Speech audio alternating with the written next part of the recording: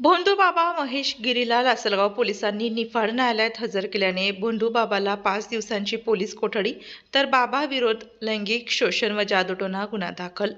निफाड तालुक्यातील धारणगाव खडक येथील भोंदूबाबा महेश गिरी उर्फ महेश दिलीप काकडे यांच्या विरोधात महिलांचे लैंगिक शोषण व जादूटोणा संदर्भात लासलगाव पोलिसांनी पकडले असता या भोंदूबाबाला लासलगाव पोलिसांनी निफाड येथील प्रथम वर्ग न्यायाधीश श्रीमती एस शुक्रे यांच्यासमोर उभे केले असता त्यास 5 दिवसांची पोलीस कोठडी सुनावली आहे. त्याचप्रमाणे सरकारी अभियोक्ता मनोज तोरणे यांनी लैंगिक शोषण व जादूटोणा यांसारखे गंभीर स्वरूपाचा गुन्हा असल्याचा युक्तिवाद करत 7 दिवसांची पोलीस कोठडीची मागणी केली होती. तर न्यायालयाने भोंदू महेश गिरी उर्फ महेश दिलीप काकडे याला 5 दिवसांची पोलीस कोठडीत ठेवण्यात आली असून या दरम्यान प्रकरणाची व्याप्ती मोठी असून आणखी काही गुन्हे उघड होण्याची शक्यता आहे. याकरिता पोलीस अधीक्षक तपास करीत आहेत. तर या संदर्भात सहाय्यक पोलीस निरीक्षक यांनी अधिक माहिती दिली.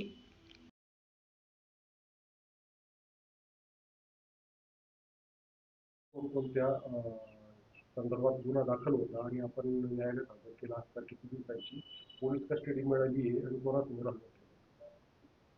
धारणगाव खडक येथील महाराज महेशगिरी काकडे या इसमाविरुद्ध एका पीडित महिलेने तिच्यावरती अत्याचार झाला आणि त्या ठिकाणी महाराजांनी दैवी शक्ती असल्याचा धाक दाखवून तिच्यावर अत्याचार केला अशी एक आमच्याकडे तक्रार आली. त्यावर आम्ही गुन्हा दाखल केला होता.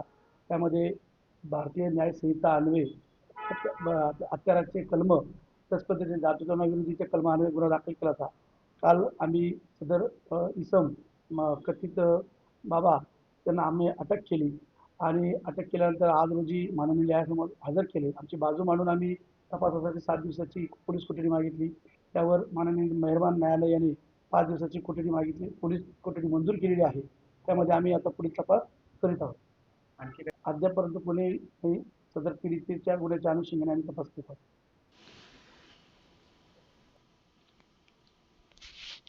आपल्या जिल्ह्यातील व तालुक्यातील तत्काळ बातम्या व जाहिराती बघण्यासाठी आजच डीजे महाराष्ट्र न्यूज चांदवड या चॅनलला सबस्क्राईब व लाईक करा. तसेच प्रत्येक ठिकाणी अनुभवी प्रतिनिधी नेमणे आहे. तरी संपर्क साधा 9822 49 99 40 89 83 1504 60. मुख्य संपादक देविदास जाधव.